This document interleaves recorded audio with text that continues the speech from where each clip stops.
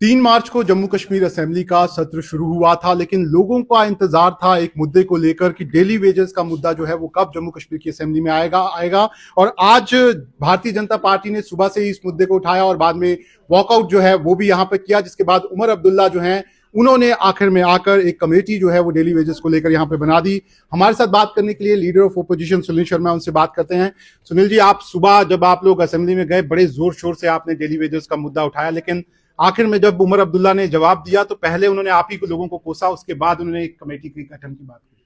उमर अब्दुल्ला साहब की स्पीच आज टोटल एक कंफ्यूज्ड पर्सन की स्पीच थी। वो चीफ मिनिस्टर हैं, फाइनेंस का उनके पास चार्ज है।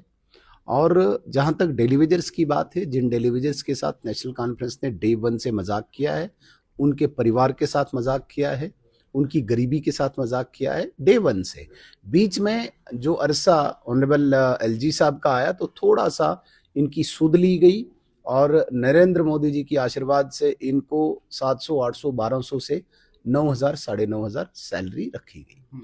अब इनके जो वादे हुए थे नेशनल कॉन्फ्रेंस के ड्यूरिंग इलेक्शन कैंपेन, आज उनको कोई न कोई रिफ्लेक्ट करना चाहिए था अपनी स्पीच में। जब इन्होंने वो प्रावधान नहीं देखा डेली वेजर्स ने, वो क्रोधित हुए, आक्रोशित हुए और कल उन्होंने प्रदर्शन भी किया। और उसी की कड़ी में आज भारतीय जनता पार्टी ने एक विरोध किया, अपना विरोध दायर किया कि डेली वेजर्स की सुध लीजिए, कोई प्रावधान रखना चाहिए था। बड़ी बदकिस्मती है, इग्नोर किया, ट्रेजरी बेंचेस ने इग्नोर किया, स्पीकर ने इग्नोर किया, तो हमें वॉकआउट करना पड़ा। अब अपनी स्किन सेव करने के लिए उमर अब्दुल्ला साहब ने वही दोबारा कमेटी बनाई। ऑलरेडी जो कमेटीज बना चुके हैं, इनके फादर साहब फारूक अब्दुल्ला साहब भी कमेटी बना चुके हैं, ये खुद भी 2014 में कमेटी बना चुके हैं। आज इस सारे इश्यू को वक्स में बंद करने के लिए उमर अब्दुल्ला साहब ने फिर कमेटी बनाई। लेकिन जो दुहाई दे रहे थे वो पिछले 4 बजट्स की, तो आप भी मंत्री थे, उसमें मेरा सवाल अगला यही था कि उन्होंने एक एक करके मतलब गिनाया कि किस तरीके से जब आपकी सरकार थी तो आपने पहले बजट में क्या किया, दूसरे बजट में क्या किया, उसके बाद रीऑर्गेनाइजेशन एक्ट आ गया, आपने तो दरवाजे ही बंद कर दिए डेली वेजेस के लिए। मैं उनको याद दिलाना चाहूंगा, देखिए हम तो सरकार में केवल 3-4 साल रहे और वो भी एक अलायंस पार्टनर की भांति रहे। आपने भी देखा होगा। मैं कहता हूं कि दुर्भाग्य ये है कि जम्मू कश्मीर में अगर डबल इंजन की सरकार बनी होती तो ये सारे इश्यूज सामने नहीं आते। कह रहे हैं कि डबल इंजन की सरकार तो थी, वो तो यही कह रहे हैं कि इस पीछे जो चल रहा था वो डबल इंजन ही तो था। नहीं, डबल इंजन तब मानते हैं हम जब भारतीय जनता पार्टी की स्वतंत्र सरकार यहाँ पे होती। चलिए, उस पर अभी मैं बहस नहीं करूंगा, लेकिन रीऑर्गेनाइजेशन एक्ट के बाद दरवाजे कैसे बंद हुए? रीऑर्गेनाइजेशन एक्ट जब आया 5 अगस्त 2019 के बाद ही तो इनकी सैलरी बढ़ाई है। तब तक तो इनका कोई खाता ही नहीं था, इनका कोई अकाउंट ही नहीं था, इन्हें माना ही नहीं जाता था। रेगुलेट किया गया, इनको किसी डॉक्यूमेंट में लाया गया, इनके अकाउंट में सैलरी जा रही है। ये तो भाजपा ने किया। उमर अब्दुल्ला साहब शायद भूल गए, मैंने कहा ना, इनको आज गुलमर्ग जाना था। ऐसा लग रहा था ये है ही नहीं असेंबली में, क्योंकि गुलमर्ग का बहुत शौक है इनको।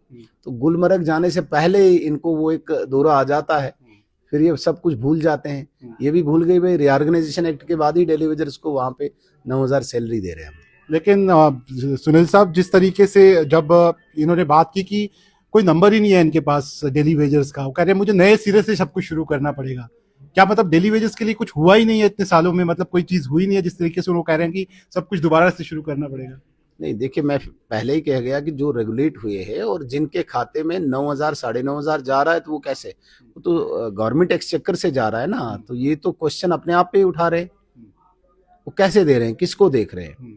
तो वैसे इनको वो याद आ रही है, इनके मिनिस्टर्स और ये खुद को उनका तो नहीं पता है, लेकिन इनके मिनिस्टर्स की एक कहावत है जम्मू कश्मीर में, सिगरेट बॉक्स के एक पेपर पे ये ऑर्डर लिखते थे डेली वेजर्स का।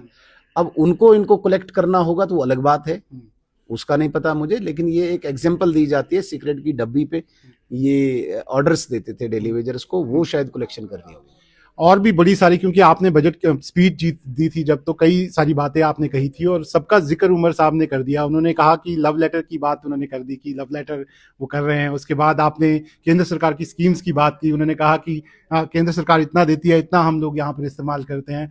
एक तरह से आपको सीधे तौर पर वो जवाब दे रहे थे, जो बातें आपने कही उसका जवाब उन्होंने सीधे तौर पर। बदकिस्मती रही भाई, मेरी स्पीच आ नहीं पाई क्योंकि टाइम ही नहीं रहा, वरना आज मैंने बहुत ज्यादा इनके वो स्कीम्स तक खोलने थे। 1996 से लेके अभी तक जो इनके प्रोमिसेस हैं, इनके फेलियर्स हैं, इनके स्कीम्स हैं। मेरी पूरी फाइल थी, बदकिस्मती रही आज मौका नहीं मिला, वरना बजट पे मैं इनकी आंखें खोल देता। ये क्या बोलते रहे आज तक और इन्हें बोला किया कि आज तक एक एक स्कीम को वजाहत करता, लेकिन आगे टाइम मिलेगा, मैं खोलूंगा। एक सवाल मेरा जो मैं लगातार सोच रहा हूँ और जो मुझे दिख रहा है असेंबली में कि जब से यूनियन टेरिटरी में इस बारी असेंबली चल रही है तो उमर अब्दुल्ला सरकार कहीं ना कहीं उस बहाने आपको लगातार घेर रहे हैं असेंबली में। ऐसा लगता है कि चाहे वो पुलिस का मामला हो या फिर दूसरे मामले हो, वो ये बताने की कोशिश करते हैं कि ये तो यूनियन टेरिटरी में सब कुछ चल रहा है।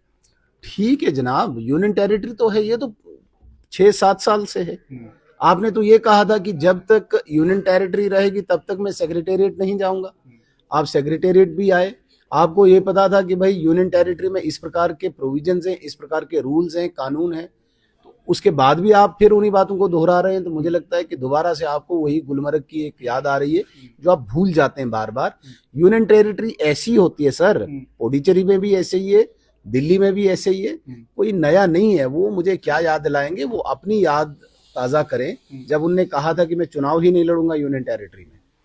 तो आखिरी सवाल, अब जो कमेटी बन गई है, अब तो 6 महीने का उन्होंने टाइम दे दिया है, आपको लगता है अब आप भी नजर रखेंगे उस पर कीनली कि ये कमेटी क्या करती है? डेफिनेटली अब सरकार ने, चीफ मिनिस्टर ने हाउस में कमेटी फ्रेम करके 6 महीने का टाइम लिया है। हमें इंतजार होगा क्या होगा, वरना जो कमेटीज आज तक बनी है कहीं उसी का हश्र, उसी के जैसा हश्र ना हो इसका भी। ठीक है, तो आप देख सकते हैं leader of opposition Sunil Sharma साफ तौर पर कहना है कि ये जो कमेटी है उस पर नजर रहेगी और उमर अब्दुल्ला ने जो बातें यहाँ पर असेंबली में की हैं उसका जवाब जो है वो सुनील शर्मा ने दिया है।